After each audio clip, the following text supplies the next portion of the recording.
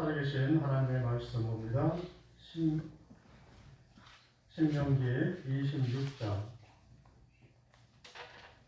구약성경 신명기 26장 5절에서 11절입니다. 신명기 26장 5절에서 11절.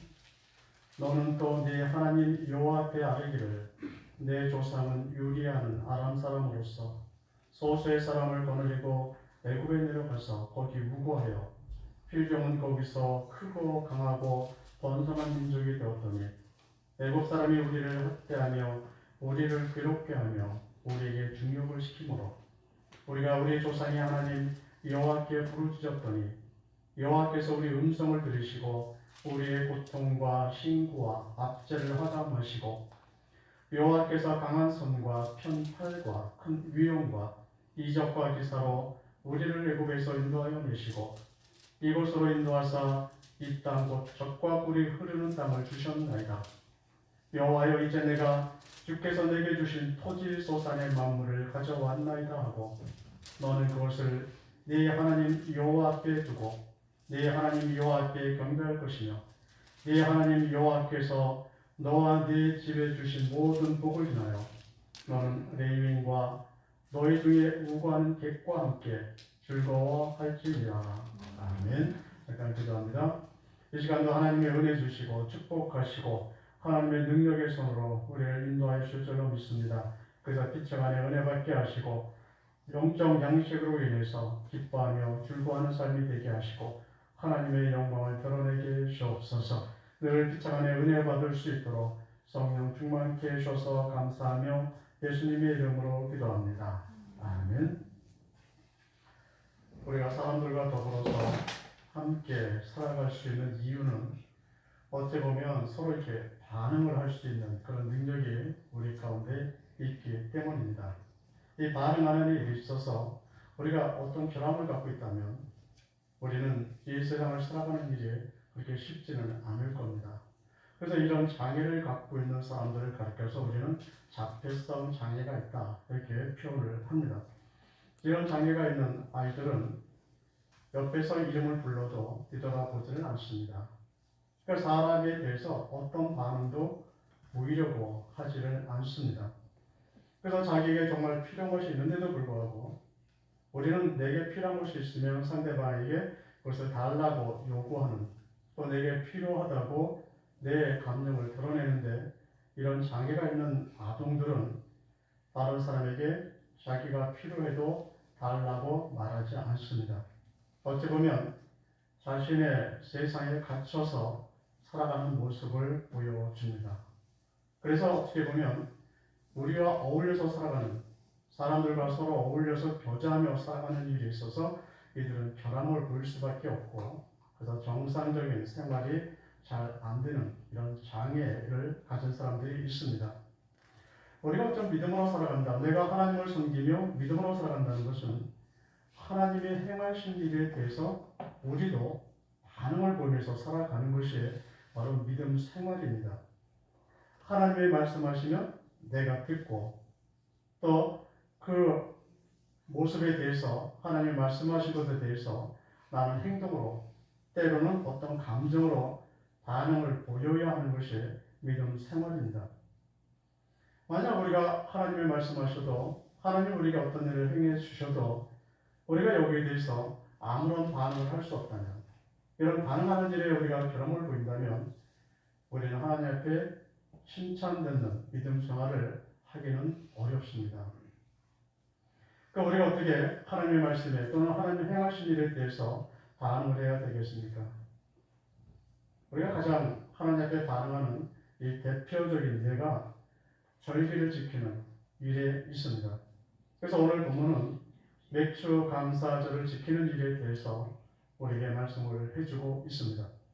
이를 보면서 우리가 하나님 앞에 보여야 하는 믿음의 반응, 이것이 무엇일까? 내가 어떻게 반응하는 것이 정상적인 반응인가에 대해서 교훈을 우리가 받을 수 있습니다. 맥주 감사절을 지키면서 하나님 앞에 우리가 반응해야 하는 이 믿음의 모습이 어떤 모습인지 이것에 대해서 우리가 같이 생각을 해보려고 합니다. 그 먼저 하나님이 우리에게 해주신 것이 무엇일까? 내가 반응해야 하는 하나님의 행동, 또 하나님이 내게 해주신 것이 무엇일까를 우리가 기억할 수 있어요. 그것을 내가 생각해낼 수 있어야 반응을 할 수가 있습니다. 먼저 하나님 우리를 특별히 인도하고 계십니다. 오늘 5절을 보시면 내 조상은 유리하는 아람 사람으로서 소수의 사람을 거느리고 애굽에 내려가서 거기에 우거하며 필경은 거기서 크고 강하고 번성한 민족이 되었더니 맥주 감사절이 되면 이스라엘 백성들은 하나님이 행하신 일에 대해서 다시 회상을 합니다. 집단을 유지할 수 없을 정도로 이들은 약한 사람들이었습니다. 야곱을 비롯해서 약 한 70여 명밖에 되지 않는 이런 작은 집단, 이 집단을 하나님은 크고 강하고 번성한 민족으로 만들어 주셨습니다. 이들만 갖고 살아갈 수 없는 이들을 하나님은 애굽이라는 그 당시 가장 큰 그런 나라에 그들을 갖다 놓으셨습니다. 그래서 다른 사람들이, 다른 민족들이 바로 애굽이 무서워서 이스라엘 백성들을 건드리지 못하도록 하나님이 특별히 보호하셨고 그들의 삶을 계속해서 번성할 수 있도록 특별히 역사해 주셨습니다. 만약 하나님이 이들을 특별히 보호하지 않으셨다. 이들을 그냥 광야에 놔두시고 아니면 그냥 일반 땅에 놔두시고 애굽이라는 강한 땅에 그들을 데려가지 않으셨다면 이스라엘 민족은 멸망하고 없었을 겁니다. 바로 이런 모습들을 그들이 기억하고 있는 겁니다. 지금의 삶이, 내가 살고 있는 바로 이 땅의 내 삶의 모습이 하나님이 지금까지 인도하셨다는 또 하나의 증거이기도 하고 하나님이 축복하셨다는 또 하나의 증거이기도 하다는 사실을 우리가 기억해야 합니다.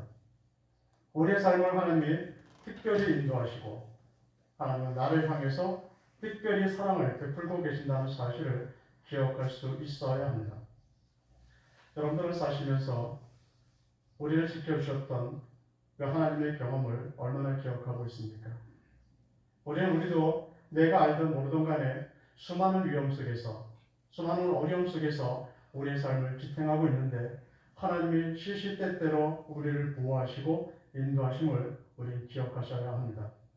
두 번째는 우리의 기도에 응답하신 하나님이심을 알려줍니다. 7절을 보시면 우리가 우리 조상의 하나님 여호와께 부르짖었더니 여호와께서 우리 음성을 들으시고 우리의 고통과 친구와 압제를 하감하시고 애굽 땅에서 고난과 압제로 인해서 이스라엘 백성들은 하나님 앞에 기도했었습니다. 그 기도를 하나님이 들어주셨죠.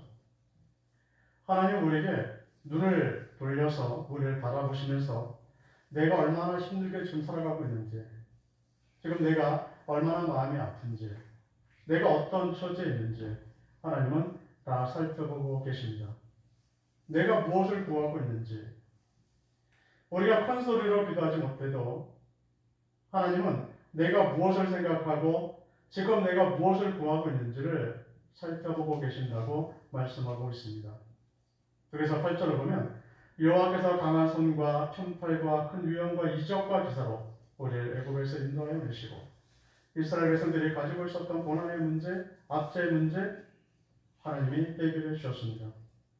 이들이 하나님 앞에 나와서 내가 지금 힘들게 살고 있고 내가 얼마만큼 지금 고통스러운지를 하나님 앞에 부르짖었을 때 하나님은 그 문제를 아시고 우리가 기도한 대로 고난과 압제의 수렁에서 그들을 건져내셨음을 보여주고 있습니다.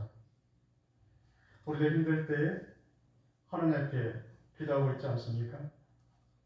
우리의 삶의 문제들을 들고 나와서 하나님 앞에 우리 분명 기도합니다. 그때 하나님 응답하심을 우리는 얼마만큼 경험하고 계십니까? 우리가 신앙생활을 잘하지 못한다 할지라도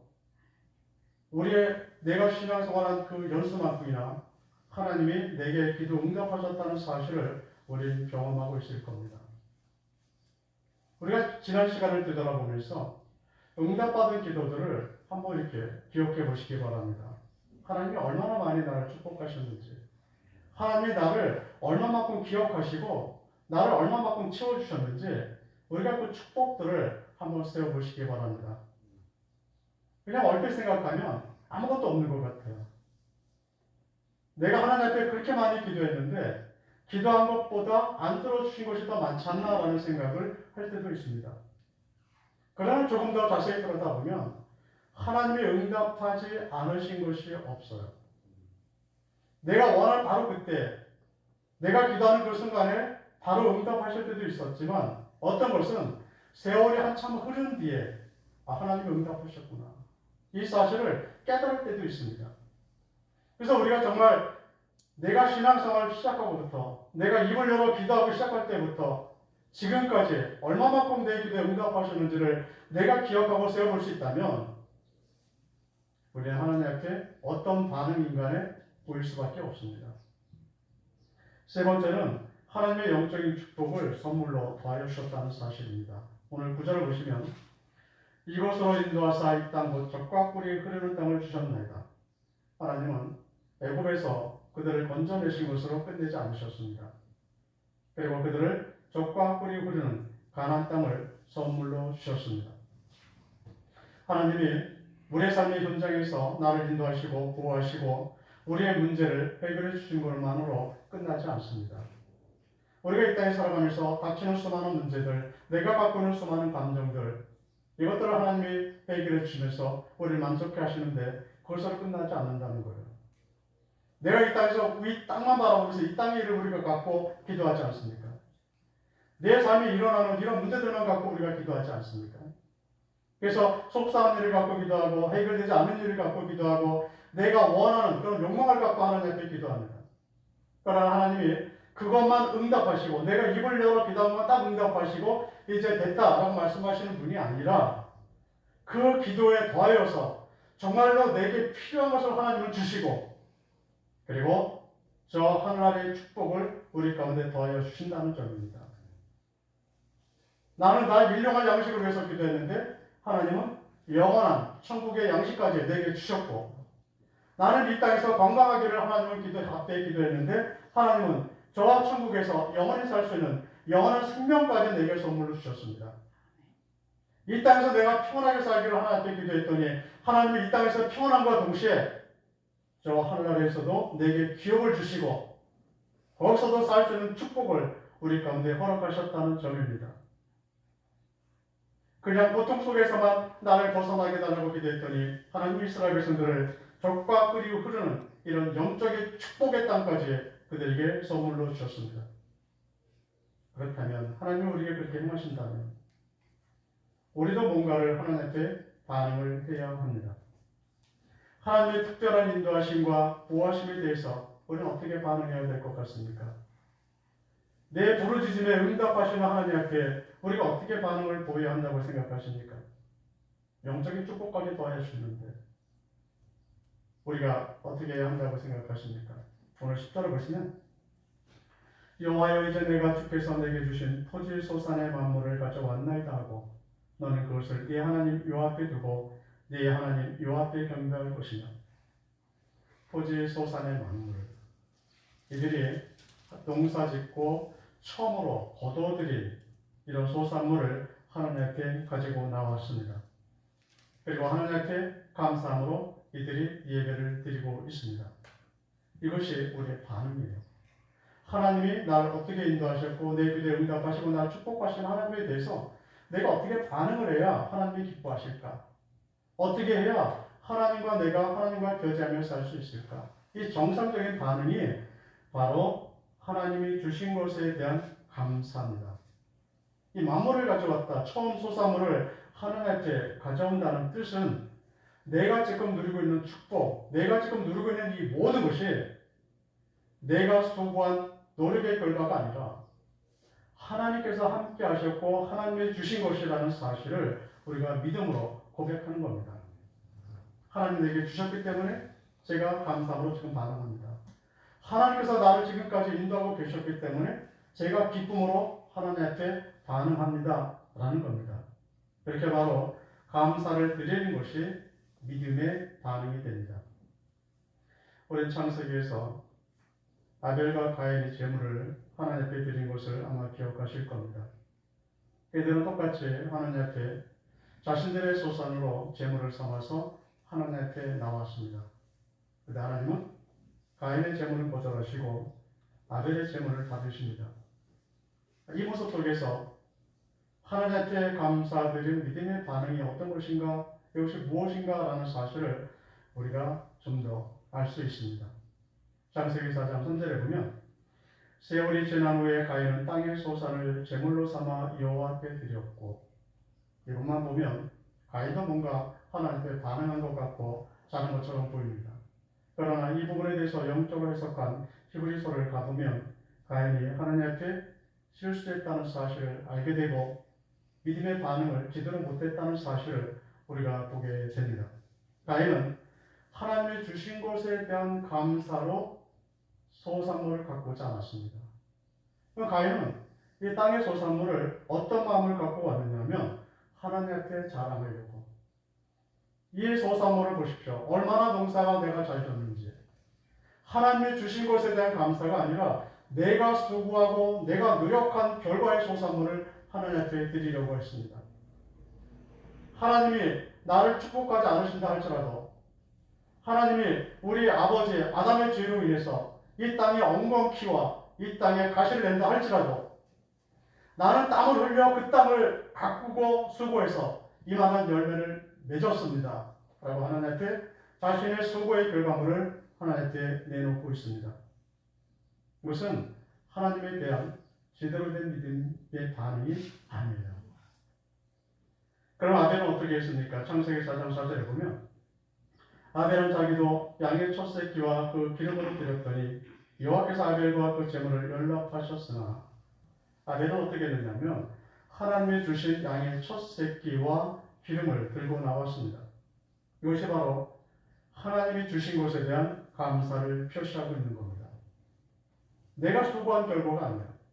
내가 열심히 일해서 이렇게 벌었다, 내가 열심히 수고해서 이만한 결과가 나왔다, 이것을 가지고 하나님께 나온 것이 아니라 이것도 하나님이 주신 것이기 때문에 제가 감사합니다. 하나님이 지금 나와 함께하지 않으셨다면, 하나님이 나를 도우지 않으셨다면 이런 결과물이 없다는 사실을 고백하고 드리는 것이 바로 믿음의 반응입니다. 우리가 살아온 세월들이 힘들었을 수도 있습니다. 우리가 사는 세월들 속에서 정말 웃으면서 지냈던 시절보다는 눈물을 흘리며 지냈던 이런 시간들이 더 많을 수도 있습니다. 그러나 우리의 삶의 모습이 힘들었던, 우리의 삶의 모습들이 우리의 마음을 아프게 했던, 즐겁게 했던 그 삶의 현장 속에 하나님이 함께 하셨다는 사실입니다. 그리고 우리의 기도들을 하나님은 헛되게 하지 않으셨습니다. 우리의 필요를 늘 채워주셨고, 내가 하나님 앞에 나와 예배 드릴 때마다 하나님은 우리의 예배를 외면하지 않으셨습니다. 분명 우리가 늘 하나님을 기쁘시게 하고 하나님의 마음에 합한 삶을 우리가 늘 살아온 것은 아닙니다. 그럴지라도 우리에게 부족한 것이 있고, 내가 하나님 앞에 어눌한 말로, 하나님이 알아들을 수 없는 말로 우리가 기도를 한다 할지라도 하나님은 다 알아들으시고 우리의 응답하신 하나님이 아니십니다. 그렇다면 이제 하나님 앞에 우리는 감사를 드릴 수 있어야 합니다.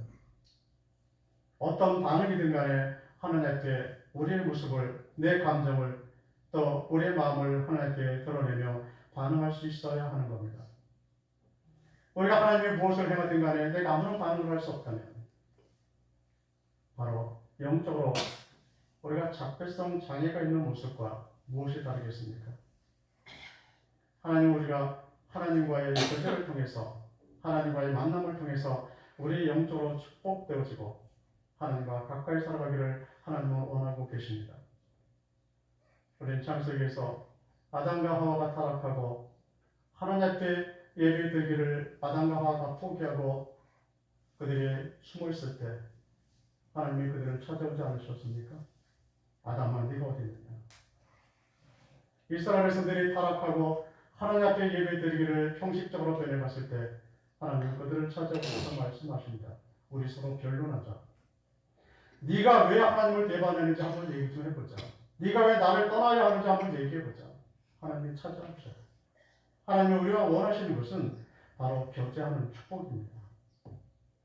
그래서 시편 기자들은 나름대로 어려움과 힘든 상황들을 만났었죠. 기근에 대해서 그들은 한탄하고 있었고, 질병 때문에 한탄하고 있었고, 다른 사람들이 비난하는 문제 때문에 한탄하고 있었습니다. 때때로는 믿음으로 산다고 핍박하고 손가락질하는 것 때문에 그들은 힘들어하고 있었습니다. 그러나 그 모든 과정 속에서도 시편 기자의 결론들은 다 똑같아요. 대표적으로 시편 30편 10절에 보면 이는 잠잠치 아니하고 내 영광으로 주를 찬송케 하시니 여호와 나의 하나님이여 내가 주께 영영이 감사하리이다. 이게 다 결론입니다. 그가 질병에 걸렸을 때도 결론은 하나님 감사합니다. 기근 속에서도 하나님 감사합니다. 애들의 핍박과 고난 속에서도 하나님 감사합니다라고 결론을 내줘요. 어떻게 이게 가능하냐? 지금까지 하나님이 행하신 것을 되돌아볼 때마다 내가 감사하다는 말을 안 할 수가 없었던 겁니다. 그 모든 삶의 상황 속에서도 하나님이 나에게 베푸시는 그 은혜를 생각할 때마다 나는 감사하지 않을 수가 없었던 거죠. 기독 기자들은 하나님 앞에 나올 때마다 하나님의 인재를 느낄 때마다 똑같은 마음을 합니다. 하나님 감사합니다. 이제부터 영원히 내가 하나님을 찬양하며 하나님 앞에 감사하며 살겠다라고 그들은 결단을 하고 그렇게 기도를 드립니다. 오늘 11절을 결론으로 보려고 합니다. 네 하나님 여호와께서 너와 네 집에 주신 모든 복을 인하여 너는 레위인과 나의 중에 우고하는 객과 함께 즐거워할지니라. 바로 우리가 살고 있는 현실은 하나님이 주신 복이라는 사실을 기억할 것을 말씀하고 있습니다. 이 땅에서 일용할 양식을 하나님이 공급해 주셨습니다. 거기에 더해서 우리에게 구원이라는 영원한 하나님 나라를 기업을 받는 영적인 축복까지 더하여 주셨습니다. 하나님이 우리에게 베푸신 일에 대한 믿음의 반응은 감사함이에요. 감사의 예물을 드리며 하나님 앞에 예배드리는 모습으로 나타나야 합니다. 우리에게 행하신 하나님의 일에 감사함으로 내가 반응을 보임을 통해서 하나님과의 교제가 이루어지는 겁니다. 우리도 서로 다른 사람과 이야기하고 또 교제하려면 상대방이 반응을 해야 뭔가가 이야기가 진행됩니다. 제가 누군가의 이름을 계속해서 불렀는데 상대방이 대답을 전혀 안 해요. 아무리 불러도 쳐다도 안 봅니다. 그 사람과의 교제가 계속될 수가 없겠죠. 내가 무엇인가를 말하면 상대방이 무엇인가 대답을 해야 이야기가 진행될 수 있고, 내가 상대방에게 무엇을 하면 상대방도 어떤 반응을 보여야 그 모든 행동들이 지속될 수가 있습니다. 똑같이 하나님과의 관계 속에서도 같은 모습입니다. 하나님이 내게 은혜를 베푸시면 내가 무엇인가 반응을 해야 하고, 또 내가 기도에 응답을 받았다면 그것에 대해서 무엇인가 반응하며 살아야 합니다. 바로 이것이 하나님과의 교제가 이루어지는 일이고, 이 교제를 통해서 우리의 믿음은 성장하고 하나님이 주신 축복들이 날마다 더해지게 되어져 있습니다. 우리는 그렇게 살아가는 존재로 창조되어졌습니다. 이제 감각 없는 사람처럼 반응 없는 삶이 아니라 감사함으로 믿음의 반응을 나타내는 삶을 살아갈 수 있으시기 바랍니다. 그래서 하나님과의 교제하는 기쁨이 날마다 가득한 삶이 되시기를 예수님의 이름으로 축원드립니다. 기도합니다. 하나님이 함께 해주셔서 감사합니다. 하나님의 은혜에 대하여 우리가 믿음으로 늘 반응하게 하시고, 하나님이 우리에게 베풀어 주신 것에 대해서 우리가 감사함으로 기도하며 감사함으로 예물을 드리며 감사함으로 예배 드리는 자로 늘 살아갈 수 있게 해주옵소서. 지금까지 우리를 도우신 하나님을 찬양합니다. 이제 그 하나님이 우리의 미래도 복 주시고 하나님의 특별한 인도와 보호 속에서 살아가게 하실 줄로 믿습니다. 우리 마음에 감사함으로 가득 채워지게 하여 주셔서 하나님과의 교제가 날마다 일어나게 하시고, 그로 인해 우리의 믿음이 성장하며 저 하늘나라의 복을 누리게 해 주옵소서. 하나님이 늘 우리와 함께 해주셔서 감사하며